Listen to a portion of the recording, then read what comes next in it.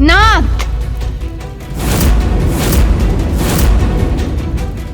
स्वामी, ये कैसा बेतुका व्यवहार कर रहे हैं आप?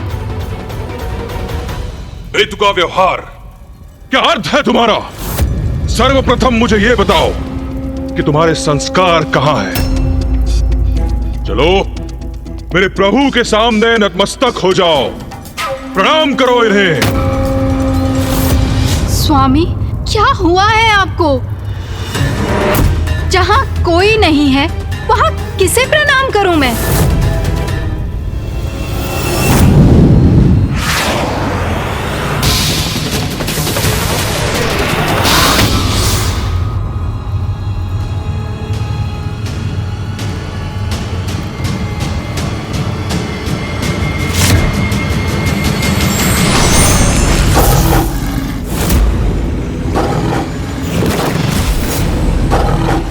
नहीं, मेरा भक्षण मत करो, मेरा भक्षण मत करो।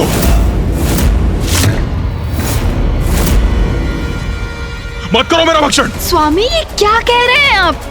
मैं आपका भक्षण कैसे कर सकती हूँ स्वामी? दूर दूर हटो, दूर हटो मुझसे। मेरा आखेट करने से क्या प्राप्त होगा तुझे? दूर हटो, दूर हटो। स्वामी, ये क्या कर रहे हैं आप? स्वामी! स्वामी, स्वामी, आहत हो जाऊंगी मैं। रुकिए स्वामी। हटो, हटो, दूर हटो, दूर हटो। बचो असुर सम्राट से, वो कुछ भी फेंक रहे हैं। यहाँ से हटने में ही भलाई है, बचो। अरे मूर्ख मंत्रियों, हटने में नहीं, छुपने में ही भलाई है। छुप जाओ, छुप जाओ।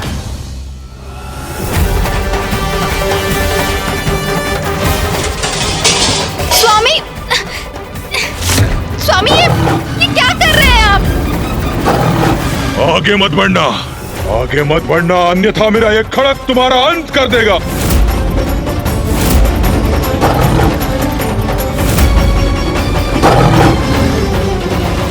पुत्र त्रिकोण, क्या कर रहे हो ये? अपनी पत्नी पर आक्रमण करने के लिए इतने तत्पर क्यों हो तुम? पत्नी नहीं, पत्नी नहीं प्रभु, वो तो बाघिन है। बाघिन?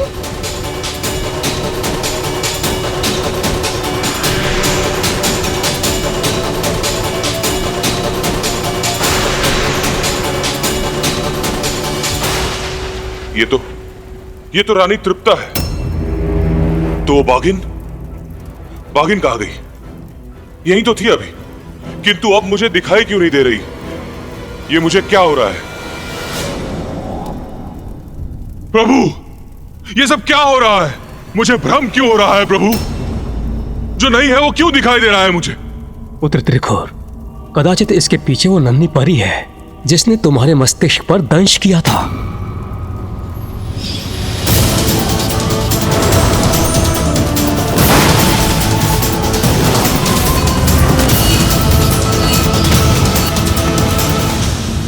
हाँ प्रभु, हाँ प्रभु, अब स्मरण आ गया मुझे।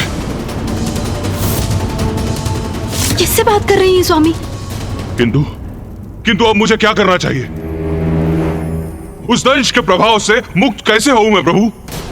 पुत्र त्रिकोण, प्रतीत होता है कि वो परी तुम्हारे शरीर के भीतर स्थित हो चुकी है। उसी के कारणवश तुम्हें ये सारे भ्रम हो रहे हैं। तुम्हें उस परी को अपने शरीर से बाहर निकालना पड़ेगा। हाँ प्रभु, यह उचित होगा। मैं उसे बाहर निकाल दूंगा। किंतु मैं यह कैसे करूं प्रभु? उसका तो एक ही उपाय है, स्वयं अपने शरीर को ताड़ना देनी होगी तुम्हें।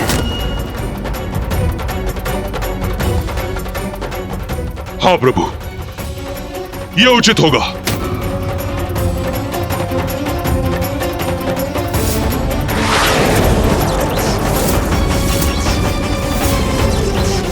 बाहर निकाल, बाहर निकाल। तुझे क्या लगता है मेरे भीतर मैं तुझे स्थित रहने दूंगा? बाहर निकाल। स्वामी, ये क्या कर रहे हैं? अरे कोई रोको इन्हें। स्वामी की बुद्धि को ये कैसा रोग लगा है? इनका मानसिक संतुलन क्यों और कैसे बिगड़ गया?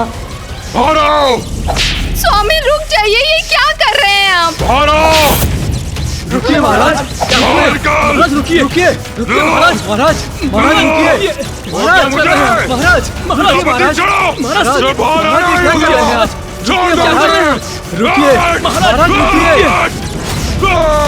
रुकिए, रुकिए महाराज, स्वामी!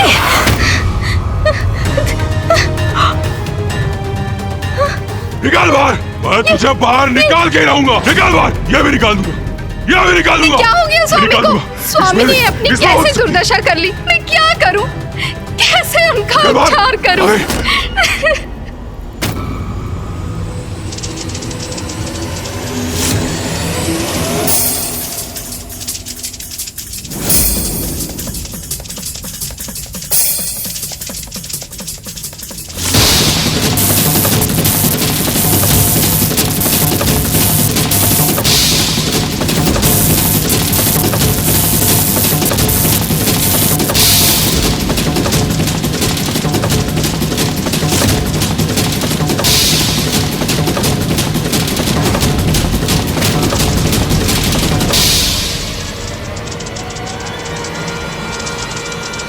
स्वामी, ये चींटी से भयभीत हो रहे हैं।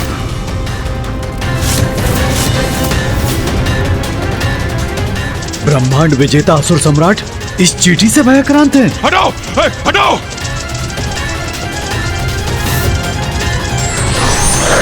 इसको हटाओ, इसको हटाओ, इस भयानक विकराल जीव को हटाओ।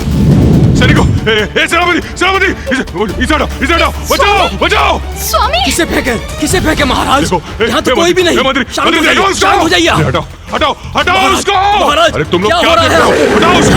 अरे हटाओ इसे मेरे सामने से! स्वामी, कुछ नहीं है। कुछ भी नहीं है। स्वामी, क्या कर रहे हैं आप? पूरी सेना बुलाओ! सेना बुलाओ! स्वामी, शांत हो जाइए। सेना बुलाओ! चलो, चलो, छोड़ो, चलो, हटो मेरे सामने से! रुक जाइए स्वामी।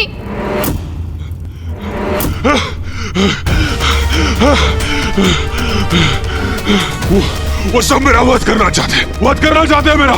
सबको ईर्ष्या है मुझसे, मुझे मारना चाहते हैं। ब्रह्मदेव उचित कहते हैं, मेरे विरुद्ध षड्यंत्र कर रहे हैं लोग।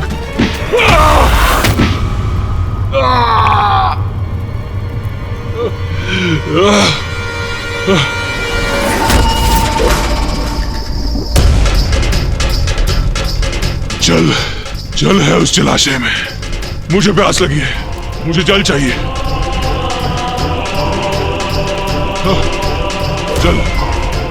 जल।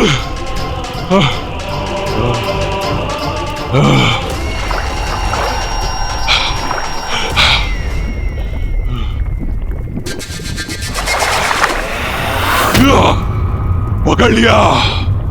अब तुम्हारा भोजन करूंगा मैं।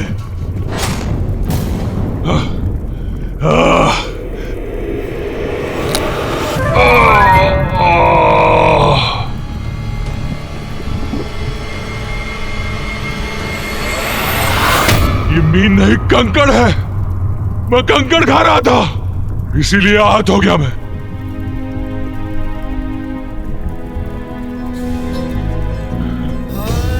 ब्रह्मदेव, ब्रह्मदेव, देखिए क्या अवस्था हो गई मेरी। ये सब क्या कर रहा हूं मैं? ब्रह्मदेव, ऐसा विक्षिप्त क्यों हो गया हूं मैं? क्या हो रहा है? कुछ समझ में नहीं आ रहा है मुझे, कुछ समझ में नहीं आ रहा। ब्रह्मदेव, ब्रह्मदेव, ब्रह्मदेव! मेरी मोहन और उच्चाटन विद्याओं से त्रिकुर पूर्ण रूप से विक्षिप्त हो चुका था और अब उसकी ये दुर्दशा देखकर मुझे उस पर दया आ रही थी।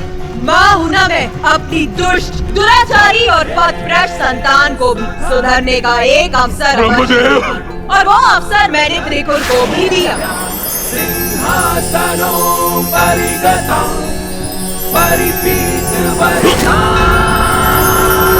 पीतांबरा भरणमाल्य त्रिपुटितांगी देवी स्मरामिकृत मुक्तर्वैरिजिह्वा।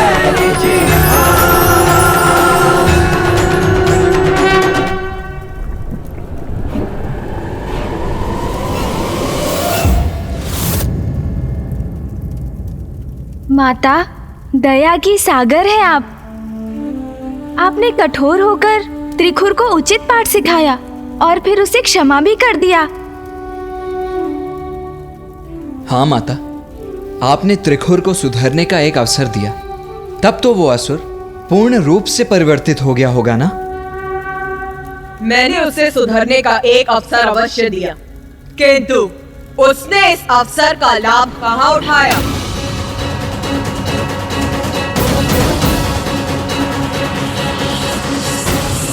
आश्चर्य, तो क्या इतना सब होने के पश्चात भी उस असुर का विवेक जागृत नहीं हुआ?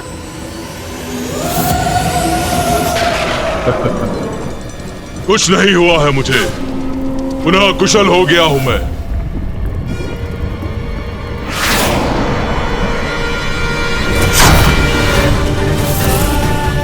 अजय हूं मैं, अविनाशी हूं, ब्रह्मांड विजेता, सर्वशक्तिशाली त्रिखुर हूं मैं, त्रिखुर हूं मैं, त्रिखुर हूं मैं। और अब मैं इन अहंकारी देवताओं को उनका उचित स्थान बताकर ही रहूंगा।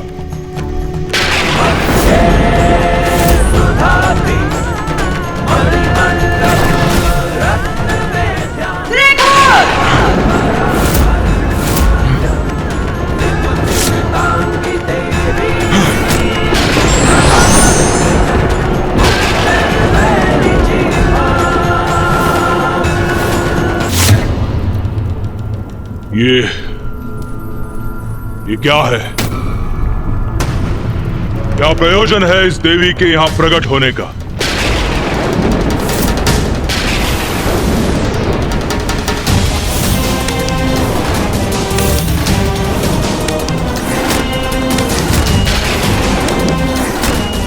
ओह, तो आपके ही कारण विक्षिप्त अवस्था में पहुंचकर मैं इतना विचित्र व्यवहार कर रहा था। देवी, दो बातें। एक, अपनी मायावी शक्ति का भरपूर प्रयोग किया है आपने मुझ पर, मुझे प्रभावित कर रोकने का पूर्ण प्रयास किया है आपने। और दो, किंतु असफल हो गई आप। देखिए, मैं पुनः कुशल हो गया। इतनी अपार शक्ति है मेरी। त्रिखुर, तू अब अपना अंतिम अवसर भी गवा चुका है।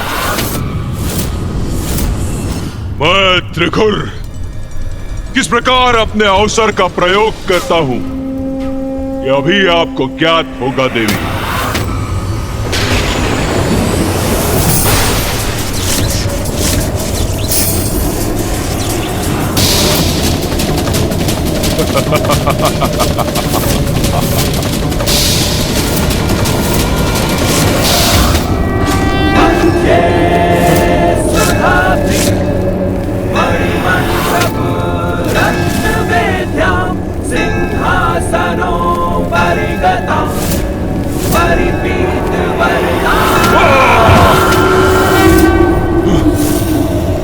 मेरी शक्ति मुझ पर ही लौटा दी इस देवी ने। दो बातें हैं देवी। एक, ब्रह्मांड का विजेता त्रिखुर हूं मैं, ब्रह्मांड का विजेता त्रिखुर हूं मैं। मुझसे उलझने का परिणाम ज्ञात भी है तुम्हें। मैंने नारायण को आतंकित करके लौटा दिया। अपनी शक्ति के प्रभाव से ब्रह्मदेव को भी झुका दिया। और वो महादेव मेरे भय से आक्रांत होके कहीं दूर ही चले गए। हटो, और मैं आपकी सृष्टि को नष्ट कर दूंगा, आपके इस दुस्साहस का दंड दूंगा। दंड तो अब तुझे प्राप्त होगा।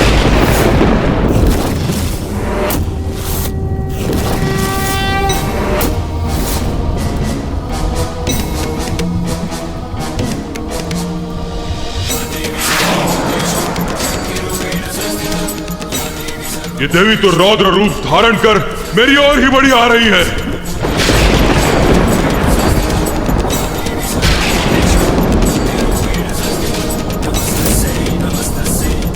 अत्यंत भयंकर प्रतीत हो रही है ये देवी।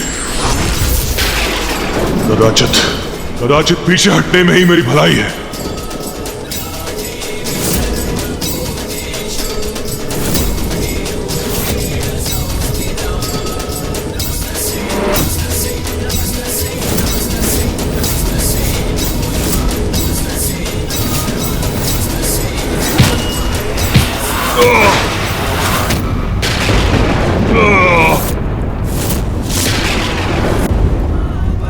नारायण, ब्रह्मदेव और मेरे स्वामी महादेव के प्रति इतने अपमानजनक शब्द बोलने का साहस भी कैसे किया तुमने?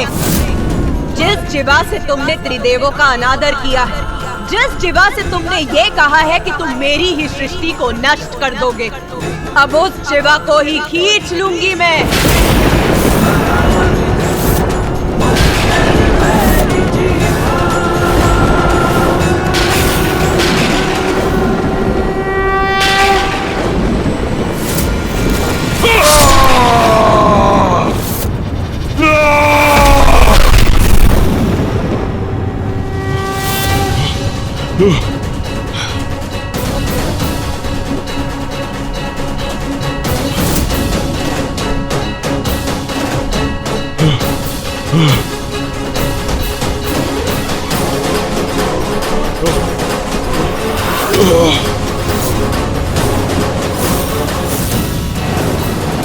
ये देवी, ये तो यहाँ भी उपस्थित है।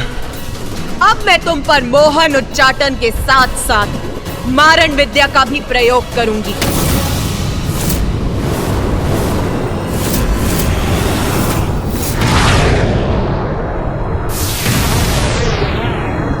ये क्या करने जा रही है? जय जय हो जय मां बगलामुखी, जय जय हो जय मां बगलामुखी, जय जय हो जय मां। ये विकराल आकृतियां मुझ पर आक्रमण करने जा रही है। कहाँ भागूं? कैसे करूं अपनी रक्षा? इन्होंने तो घेर लिया है मुझे।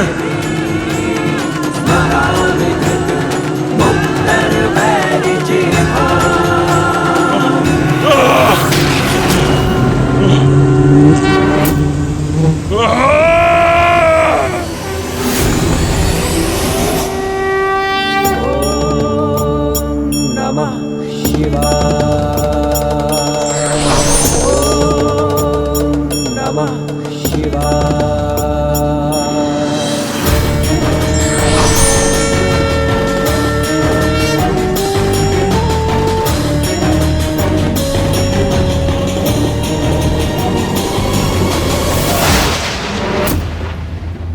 वो त्रिकुट जो ब्रह्मांड पर विजय पाने का स्वप्न देख रहा था, मैंने उसे कण कण में खंडित कर रसातल पर बिखेर दिया।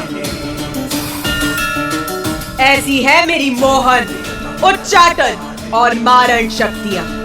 जिस प्रकार त्रिकुट ब्रह्मांडीय बवंडर उत्पन्न कर सृष्टि का विनाश करने के लिए तत्पर था, उसी प्रकार हमारे मन में उत्पन्न होने वाले अनुचित पापमयी विचार हमारे सद्गुणों का नाश करते हैं और उन पापमयी विचारों को, उन अनुचित इच्छाओं को मिटाना मेरा कर्तव्य है। हाँ माता। और आज त्रिकुर के उदाहरण से मैं सभी को सावधान भी करना चाहती हूँ। मेरी देवी बगलामुखी की शक्तियों से जिस प्रकार त्रिकुर का नाश हुआ, वो मेरे साधकों को भी प्राप्त हो सकती है। किंतु जो भी मेरी किसी भी शक्ति का अनुचित प्रयोग करेगा, मोहन, उच्चाटन और मारण शक्तियों से किसी भी जीव को हानि पहुंचाने का प्रयास करेगा, मैं दर्द स्वरूप त्रिकुर के समान उसकी भी ऐसी दुर्दशा करूंगी। उचित है माता, किंतु हमें ये तो बताइए कि आपके देवी बगलामुखी रूप में पिताजी अपने किस रूप में आपके साथ थे? हाँ माता।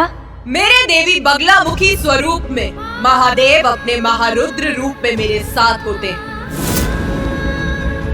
अपने इस रूप में मैं ही गूढ़ ज्ञान, तंत्र विद्या, मायावी विद्या एवं औषधि विद्या और वनस्पति विज्ञान को जन्म देती, जो ऋषि मुनि और अन्य साधकों को प्राप्त होती है। और जिनकी सहायता से संसार में मानवता का विस्तार होता है। मनुष्य समाज को निरोग रखते हैं और इस प्रकार मेरे द्वारा रचित संसार निर्बाध रूप से आगे बढ़ता है। मध्ये सुधाब्धि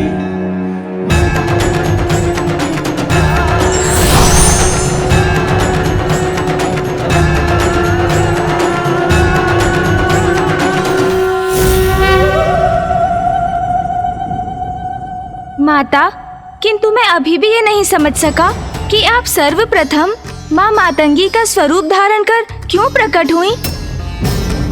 उसका क्या रहस्य था माता? प्रत्येक घटना का एक उचित समय होता है गणेश, और अब वो उचित समय आ गया है जब मैं तुम्हें अपनी मातंगी अवतार की कथा बताऊं।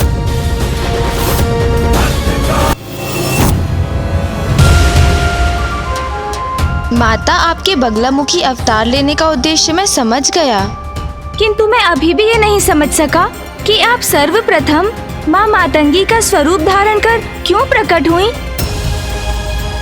उसका क्या रहस्य था माता? गणेश, समय आने पर ही मैं संपूर्ण ज्ञान देती हूँ, सभी रहस्यों को उजागर करती हूँ, और अब समय आ चुका है कि मैं तुम्हें अपने उस रूप की कथा विस्तार से बताऊं, जिसका रहस्य ज्ञात करने के लिए तुम अति इच्छुक हो। माता मातंगी? माता, हम आपके श्रीमुख से माता मातंगी का रहस्य जानकर अत्यंत कृतार्थ होंगे। गणेश, सृष्टि में अब जीवन और मृत्यु का क्रम स्थापित हो गया था। अधर्मियों को, दुष्कर्मियों को उनके जीवन के उपरांत उनके कर्मों का दंड मिलने का विधान भी स्थापित हो गया था। सभी प्राणियों को सुपथ पर चलने के लिए प्रेरित करने हेतु संसार में ज्ञान भी स्थापित कर दिया था, किंतु अभी भी मेरा कार्य पूर्ण नहीं हुआ था। किंतु माता, अब आपका क्या कार्य शेष था?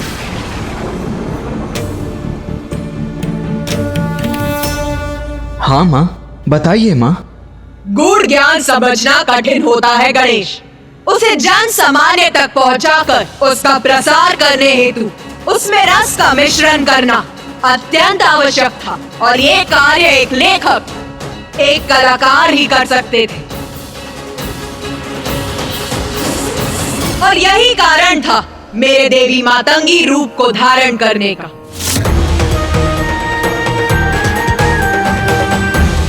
क्योंकि अपने इस रूप में मैं अपने भक्तों के द्वारा संसार में ऐसी और कला आदि का सृजन करती हूँ, जिनसे जुड़कर प्राणी पाप कर्म से दूर रहे और संसार का कर्म निर्बाध रूप से आगे बढ़ता रहे।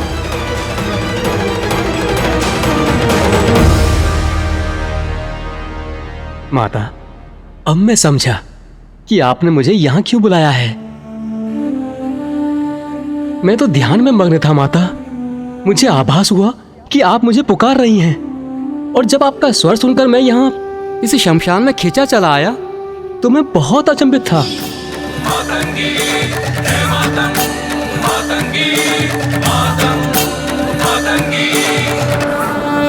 किंतु अब मुझे स्पष्ट हुआ कि ये आपकी ही लीला है, और आपने अपनी ही लीला का ग्रंथ रचने के लिए मुझे यहाँ पर बुलाया है। हाँ पुत्र मार्कंडे, मेरी इच्छा है कि तुम मेरी समस्त लीलाओं का विस्तृत विवरण देने वाली पुराण की रचना करो, और उस पुराण का नाम होगा मार्कंडेय पुराण।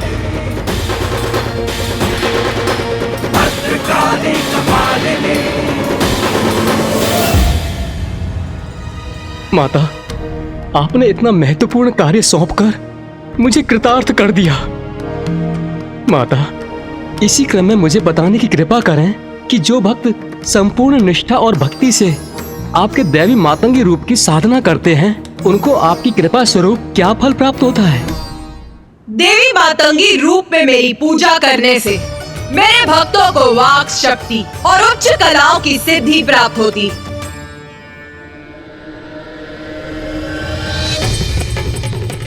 श्यामां शुभ्रां सुबालां त्रिकमलनयनां रत्नसिंहासनस्थां भक्ताभीष्टप्रदात्रीं सुरनिकरकरा सेव्यकञ्जाञ्जुयुग्मां नीलाम्बोजां सुकान्ति निशिचरनिकरा अन्यदावाग्निरूपां पाशं खड्गं चतुर्भिर्वरकमलकैर्खेदकं चाङ्कुशं च। प्रणाम माता।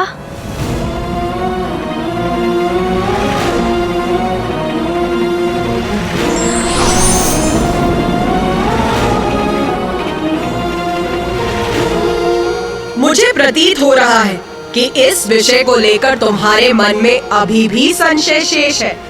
संकोच मत करो, पूछो गणेश। क्या पूछना चाहते हो गणेश? माता, आपने ऋषि मार्कंडेय को पुराण की रचना का निर्देश तो दे दिया, किंतु वो आपके दशम स्वरूप को जाने बिना ये कार्य कैसे पूर्ण कर सकेंगे? अभी तो आपने हमें अपने 9 महाविद्या स्वरूप का ही परिचय दिया है। उचित, तो सुनो मेरे दशम महाविद्या स्वरूप की लीला। मैंने संपूर्ण सृष्टि का सृजन तो कर दिया था, किंतु अभी भी मेरा कार्य पूर्ण नहीं हुआ था, क्योंकि अभी सृष्टि सभी प्रकार से संपन्न होने के बाद भी श्री के अभाव में अभी भी अपूर्ण थी और संसार में श्री का आविर्भाव हो, इसलिए मैंने अपना दशम स्वरूप देवी कमला के रूप में प्रकट हुई। संसार में श्री का आगमन मेरे देवी कमला रूप के माध्यम से ही हो सकता था, जिसके लिए अब उचित समय आ चुका था।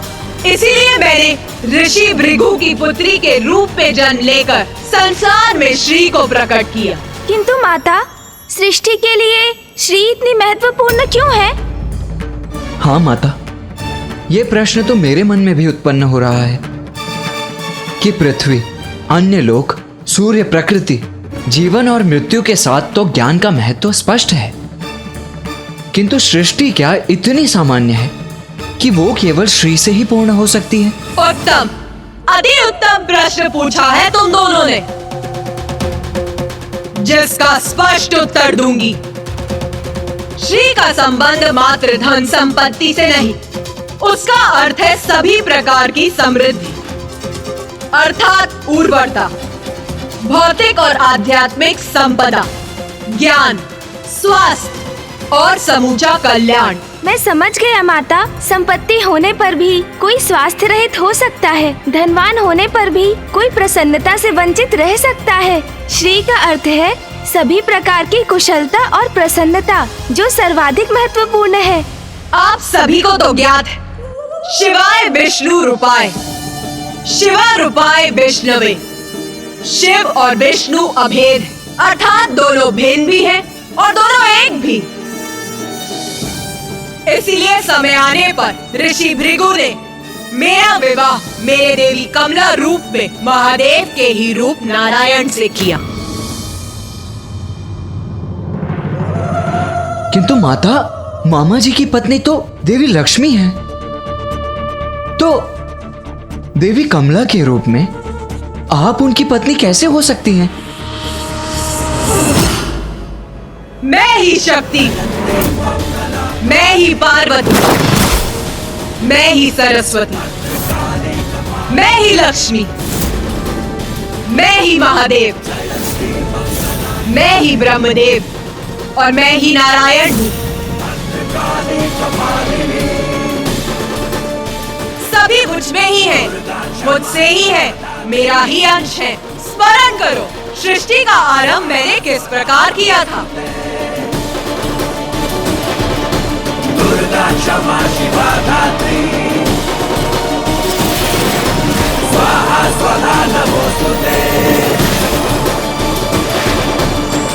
स्वरूपा काली, भवानी भद्रकाली,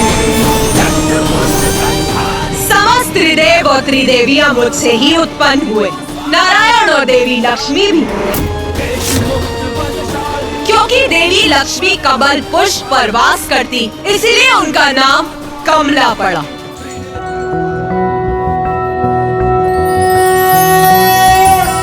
त्रैलोक्य त्रैलोक्य पूजित देवी कमले विष्णु वल्लभे यथा त्वमचल कृष्णे तथा भवमयी स्थिरा। मामी जी, माता कमला।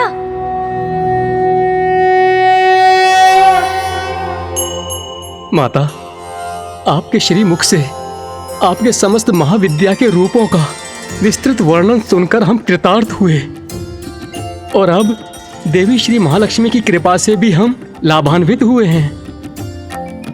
माता, अब हमें ये भी बताइए कि आपके इस रूप की पूजा करने से आपके भक्तों पर आपकी कृपा किस प्रकार होती है? मेरे अर्थात देवी कमला के रूप में माता संसार की श्री अर्थात देवी लक्ष्मी के रूप में होती हैं, किंतु श्रीहीन होने का अर्थ है कांति से रिक्त होना। श्री के अभाव में सभी धन, संपत्ति, विद्या आदि व्यर्थ है, वे शीघ्र ही नष्ट हो जाते हैं। संसार को श्री युक्त करने हेतु ही श्री महाकाली मुझे प्रकट करती हैं।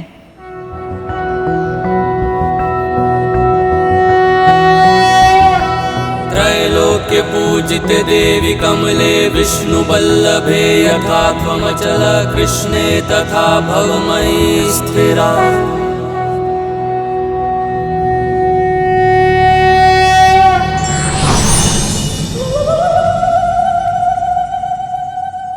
इस प्रकार मैं अपने महाविद्या स्वरूपों के माध्यम से संसार का सृजन करती, और उस संपूर्ण अवधि में महादेव मेरे साथ होते। वो शक्तिशाली है क्योंकि उनकी शक्ति मेरे रूप में उनके साथ होती। संसार में जो भी शक्ति व्याप्त है वो मुझसे ही है। प्रत्येक प्राण में अर्थात देव, दानव, पशु, पक्षी, पेड़ पौधे, सूर्य, चंद्रमा, उन सभी की शक्ति मुझसे ही है। उन सभी के कण कण की शक्ति मैं ही हूँ। मुझसे ही ये संसार है।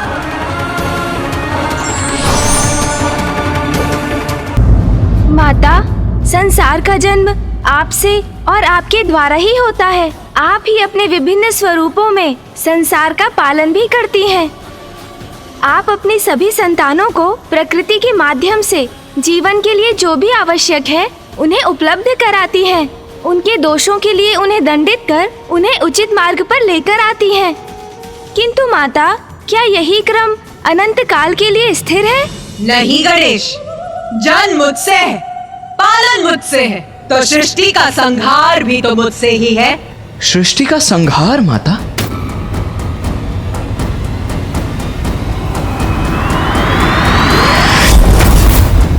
मनुष्य हो अथवा असुर, प्रत्येक लोक में सभी अपनी महत्वाकांक्षा को सिद्ध करने हेतु संघर्ष का मार्ग अपनाते हैं। छोटी छोटी बातों पर जहाँ असुर एक दूसरे का ही संहार करने लगते हैं, वही ऋषि मुनि अपने को सर्वोच्च सिद्ध करने हेतु भगवान की पूजा छोड़कर अस्त्र शस्त्र उठा लेते हैं।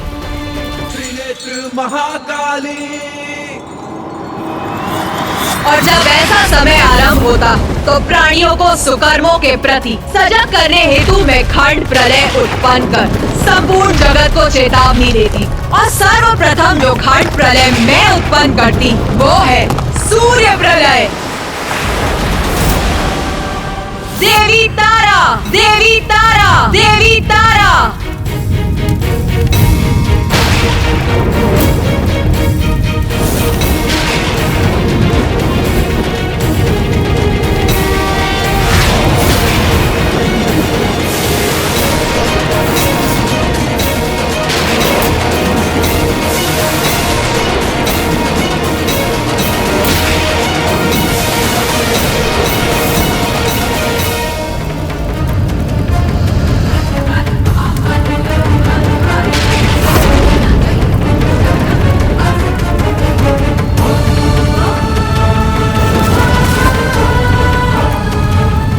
संसार को प्राण शक्ति प्रदान करते हैं, तो उनमें समाहित विषाक्त वायु संसार के जीवों का नाश भी करती।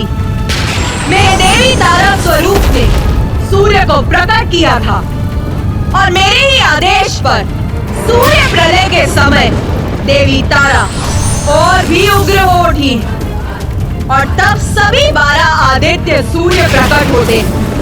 उन सूर्य की किरणों के प्रचंड ताप और विषैली वायु से मैं संसार के जीवों का नाश भी करती।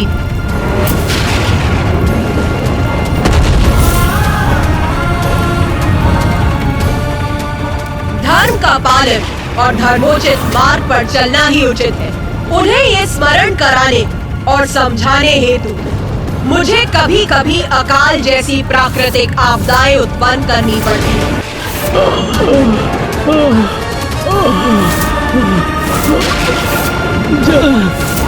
भोजन भोजन जल। हमें क्षमा कीजिए माता, हमें क्षमा कीजिए माता, हम पर दया कीजिए, हम भक्ति पथ से विमुख हो गए। क्षमा कीजिए माता, हमें क्षमा कीजिए माता, हम पर दया कीजिए, हम भक्ति पथ से विमुख हो गए थे, हमें क्षमा कीजिए। इस प्रकार खंड प्रलय को उत्पन्न कर ऐसी चेतावनी भेजती तो सभी सन्मार्ग पर लौटना प्रारंभ कर देते।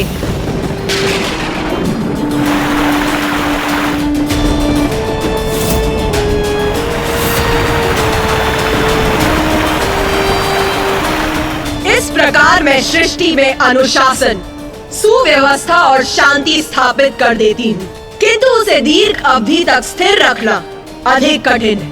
वो किसी न किसी कारण से भंग हो ही जाती है। मनुष्य पुनः अपने पथ से भटक जाते हैं और मेरे क्रोध को जागृत करने का कारण बनते हैं।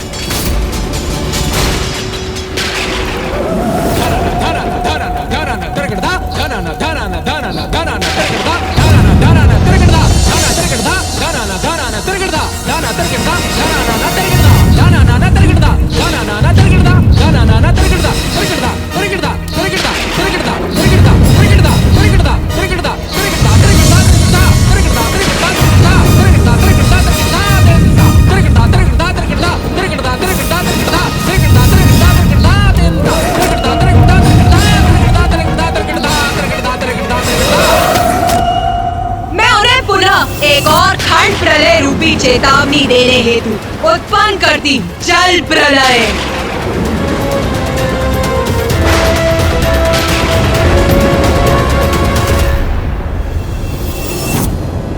इन खंड प्रलय के रूपों में मैं ये चेतावनी भेजती तो कुछ प्राणी उससे उचित पाठ सीखकर अपने भीतर सुधार लाकर सदाचार के पथ पर अग्रसर होते, किंतु कुछ ऐसे भी होते जो इतने पर भी सद्मार्ग पर नहीं लौटते।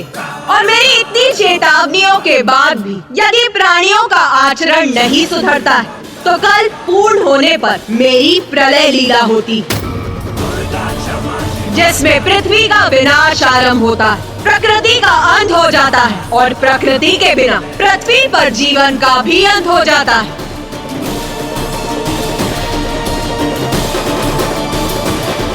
देवी षोडशी।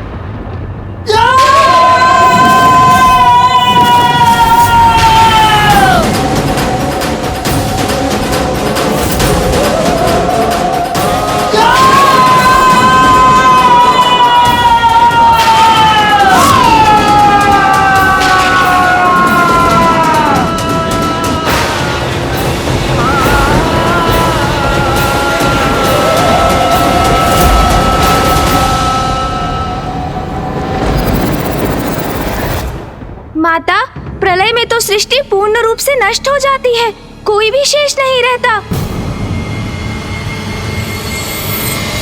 हाँ पुत्र, उचित दिशा में देख रहे हो तुम। तुम्हारी दृष्टि से ही तुम्हारे विचार इंगित हो रहे हैं, जो सर्वथा उचित है। एकमात्र पुत्र मार्कंडे ही है, जो सृष्टि के अंत के साक्षी होकर भी जीवित है। क्योंकि माता, ऋषि मार्कंडे तो चिरंजीवी है। हाँ पुत्र, और पुत्र मार्कंडे को सृष्टि के अंत के साक्षी बनने के क्रम में कुछ ऐसा भी देखने का सौभाग्य प्राप्त हुआ, जिसका अनुपम दिव्य सौंदर्य था। हाँ माता, प्रलय के उपरांत उस अथाह जल के मध्य एक द्वीप पर स्थित रहकर अनेकों वर्षों तक मैं चलायमान रहा, और तब मुझे एक वट का पत्ता दिखाई दिया, और उस पत्ते पर प्रभु नारायण अपने शिशु रूप में माता द्वारा सृष्टि के पुनरारंभ की प्रतीक्षा में थे।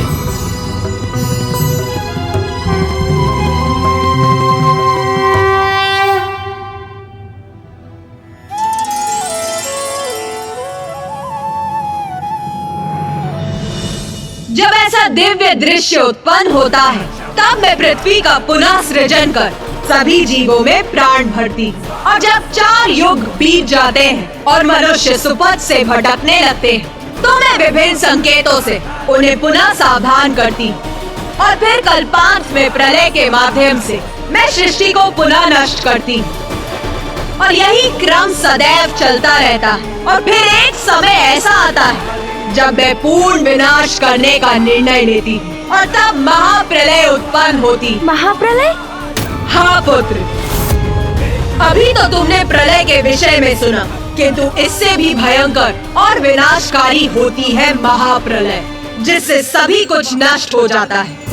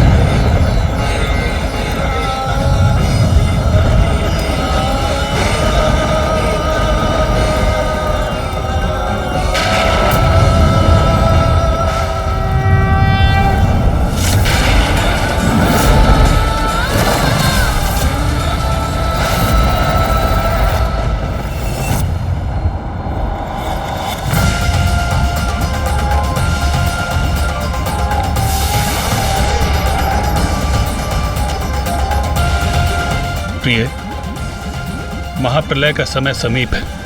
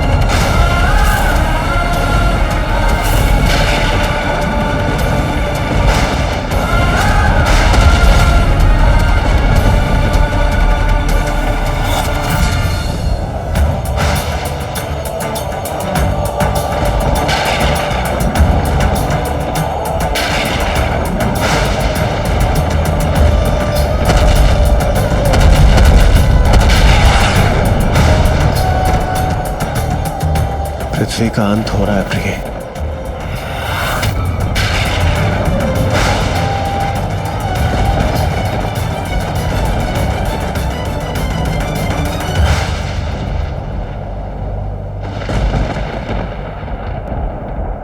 स्वामी,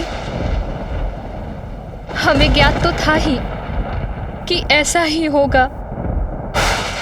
माता श्री महाकाली का ये निर्णय हमें स्वीकार है,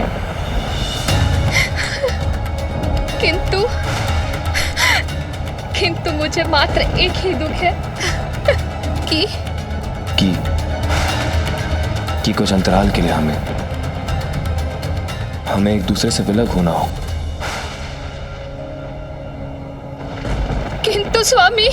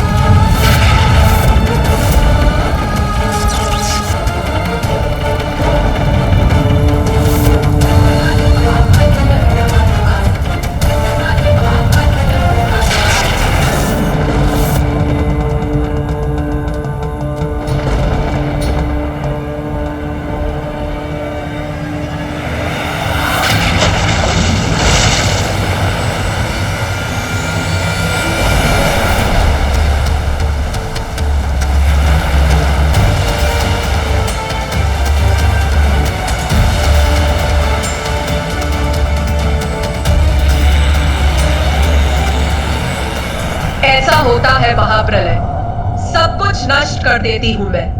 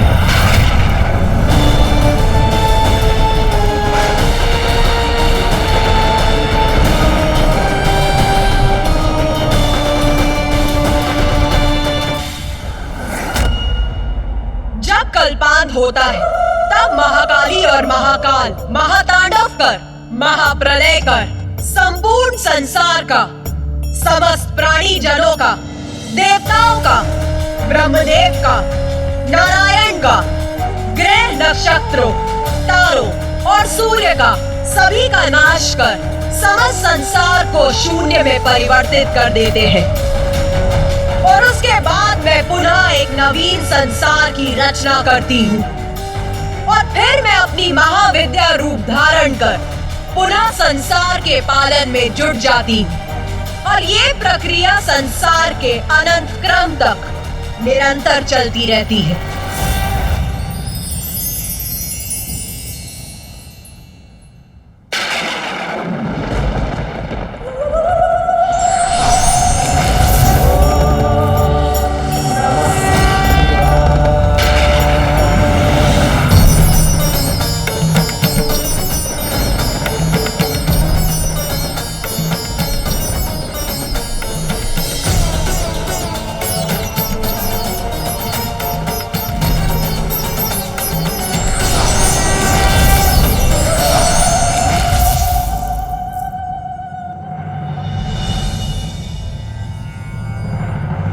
माता, आपकी ही अनोखी लीला आपके ही श्रीमुख से सुनकर हम कृतार्थ हुए। आपने अपनी 10 महाविद्या स्वरूपों का वर्णन किया और मैंने आपसे अनेक प्रश्न पूछे। उसके लिए मुझे क्षमा कीजिए माता। किंतु जो भी आपकी लीला का साक्षी बना वो धन्य हुआ माता। और अब ऋषि मार्कंडे आपके स्वरूपों की महिमा विस्तार से लिखेंगे। जब माँ में परिवर्तन आने लगा तब मैं बहुत चिंतित हुआ था।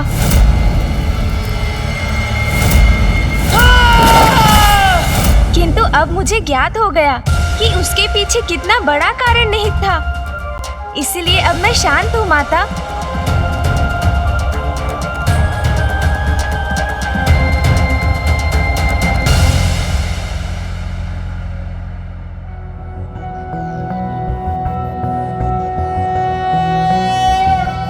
रक्ताब्धिपोतारुण पद्म संस्थानां पाशांकुशेष्वा सशरासि बाण शूलं कपालं ददतिं कराब्जै रक्तां त्रिनेत्रां प्रणमामि देवी।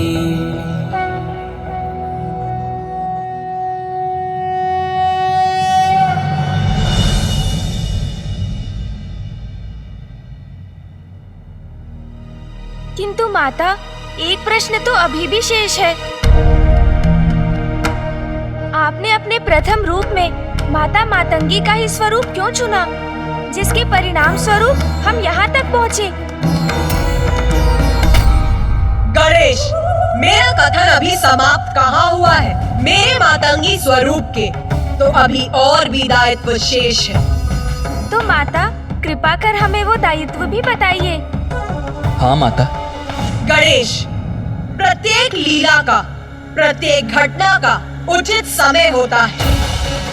तुम मेरे विभिन्न स्वरूपों और उसकी लीलाओं के बारे में जान रहे हो क्योंकि तुम्हारे लिए ये उचित समय है। किंतु यदि मैं अभी भी सब कुछ उजागर नहीं कर रही तो उसका भी एक कारण है। देवी मातंगी के अन्य दायित्वों के विषय में तुम्हें अवश्य ज्ञात होगा गणेश, किंतु उचित समय आने पर। स्मरण रखना गणेश, मेरी लीला अभी संपन्न नहीं हुई है, वो अभी भी शेष है।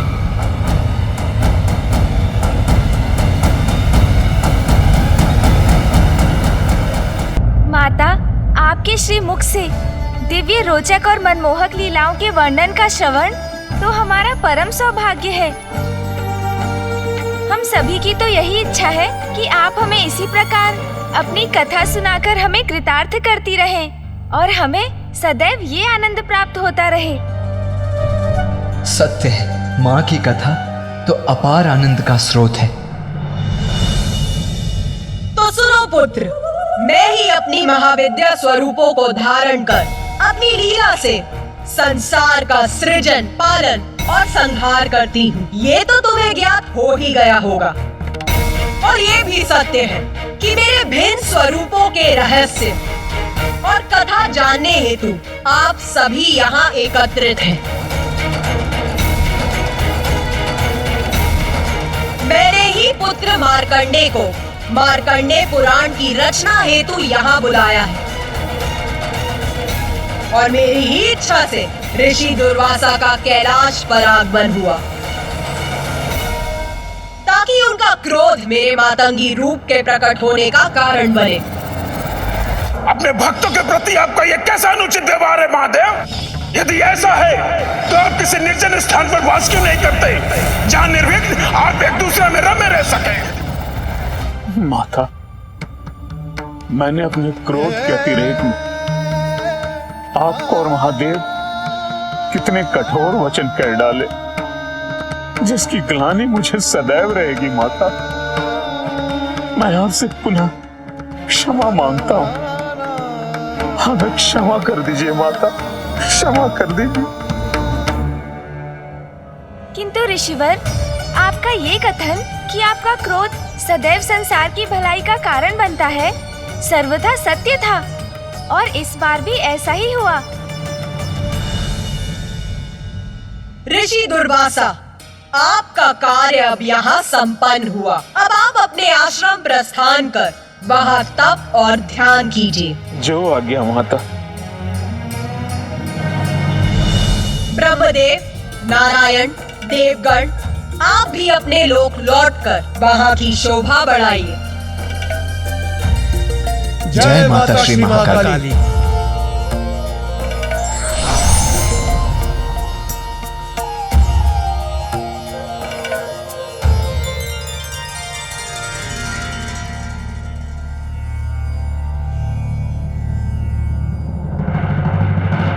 गणेश, मुझे ज्ञात है तुम्हारे हृदय में अभी भी प्रश्न शेष है।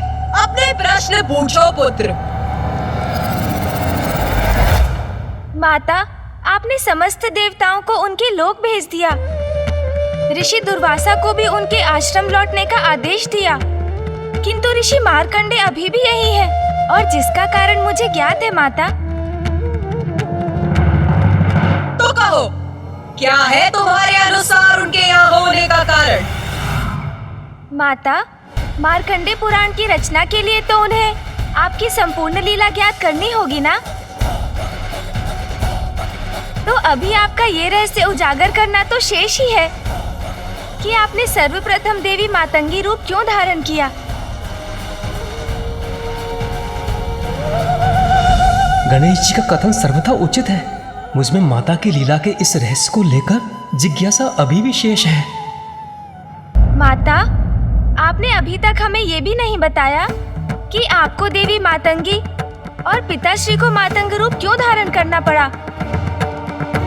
और फिर देवी मातंगी से माँ कौशिकी और स्वयं आप श्री महाकाली का आविर्भाव भी तो हुआ।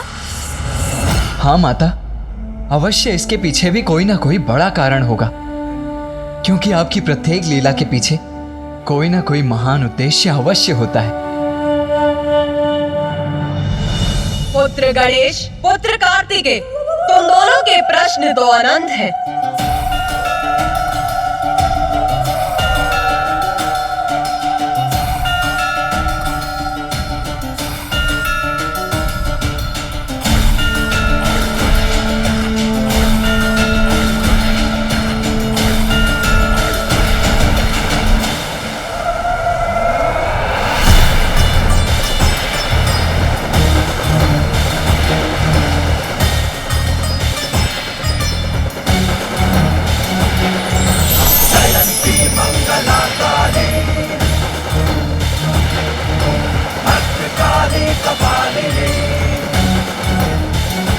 हमारे प्रश्न अनंत हैं, क्योंकि माता की लीला अनंत है।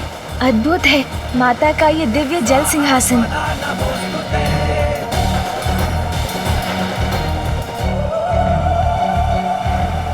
पुत्र गणेश, यहाँ आओ, मेरे निकट आओ पुत्र। जी माता।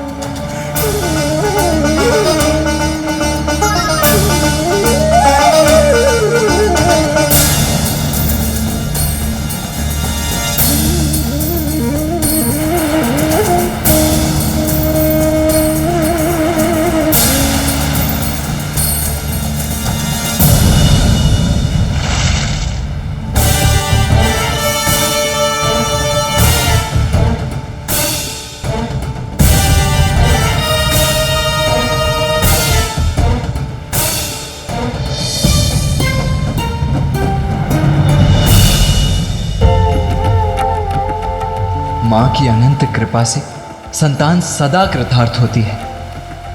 धन्य है श्री महाकाली, धन्य है माता। पुत्र, माँ,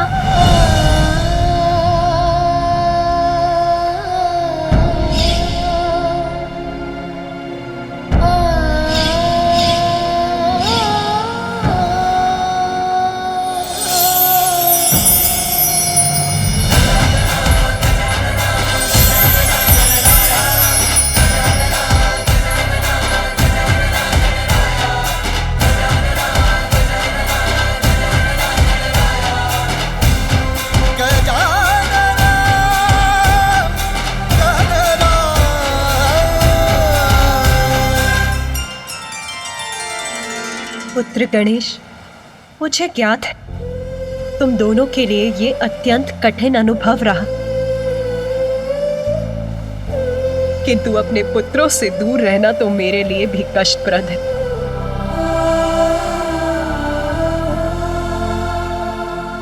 माता कितनी भी कठोर क्यों न प्रतीत हो, किंतु उनका हृदय संतान के प्रति कोमलता से ही भरा होता है। माँ, आप कैलाश कब लौटेंगी?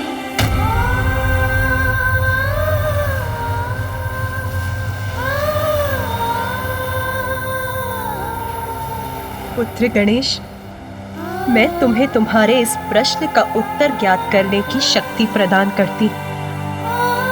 ये क्या कह रही है माँ? तो क्या वो अभी कैलाश नहीं लौटेंगी? तुम्हारे सभी शेष प्रश्नों के उत्तर मेरे इस स्पर्श में निहित है पुत्र। पुत्र गणेश, तुम अपने नेत्र बंद करो।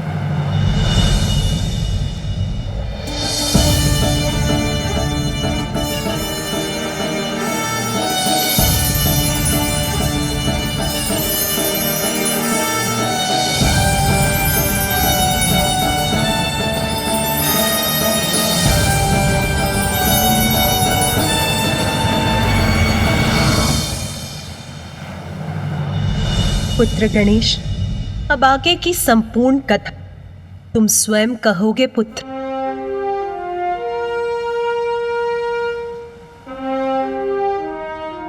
आगे की कथा का समस्त ज्ञान मैंने तुम्हें प्रदान किया पुत्र।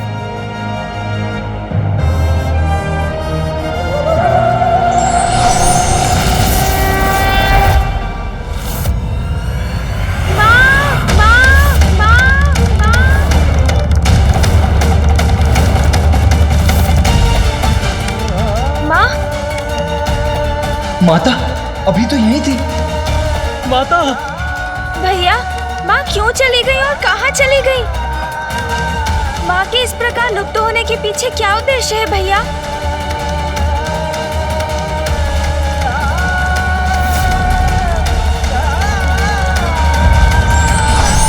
परम शक्ति अपनी लीला से हमें ज्ञान ही नहीं देती, अपितु आगे का मार्ग भी बताती है। इसे समझने की आवश्यकता है।